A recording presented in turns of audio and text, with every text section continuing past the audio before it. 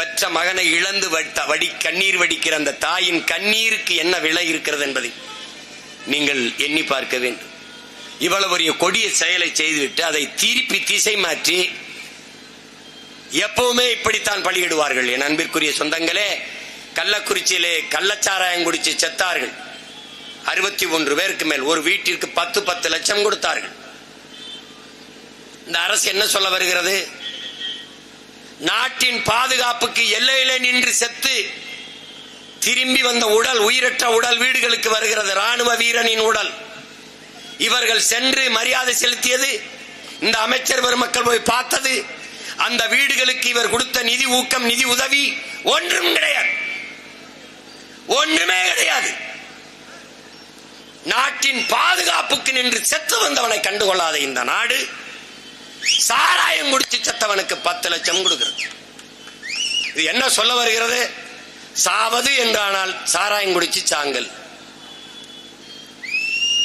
10 லட்சம் கொடுக்கிறோம், குடும்பத்தில் பிள்ளைகளை எல்லாம் படிக்க வைக்கிறோம், வீட்டுக்கு ஒருவருக்கு அரசு வேலை கொடுக்கிறோம் என்கிறது. அப்படி என்றால் இந்த செயலை சட்டப்படி குற்றம். சாராயம் காய்ச்சுவதும் விற்பதும் அந்த சட்டப்படி குற்ற செயலை அரசு சட்டப்படி ஊக்கப்படுத்துகிறது. இதுதான் இந்த அரசு.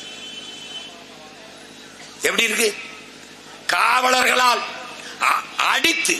அடித்து கொல்லப்பட்ட அஜித்துக்கு 5 லட்சம் நிவாரணம், கள்ளச்சாராயம் குடிச்சு செத்தவனுக்கு 10 லட்சம் நிவாரணம். இதுதான் திராவிட மாடல் ஆட்சி.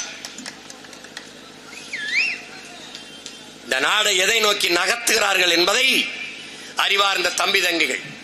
மண்ணள்ளி விற்பவன், மலையை குடைந்து கற்குவாரிகள் எம்சாண்ட் என்று விற்பவன், மணலை எல்லாம் சவடு மணல், அந்த மணல் தூர்வார்கள் என்று அள்ளி விற்பவன் எல்லாம் சமூகத்தில் மதிப்புமிக்க பெருமகன், போற்றத்தக்க முதலாளிகள், குவாரி ஓனர், மணல் குவாரி ஓனர், அதிகாரத்திற்கு அவர்களோடு நேரடி நெருக்கம். ஆனால் பொய் குற்றச்சாட்டிலே நகையை திருடி விட்டான் என்பதற்காக உரிய நேர்மையான உண்மையான விசாரணை இல்லாமல் அடித்துக் கொள்வது, இதுதான் இந்த ஆட்சி முறை.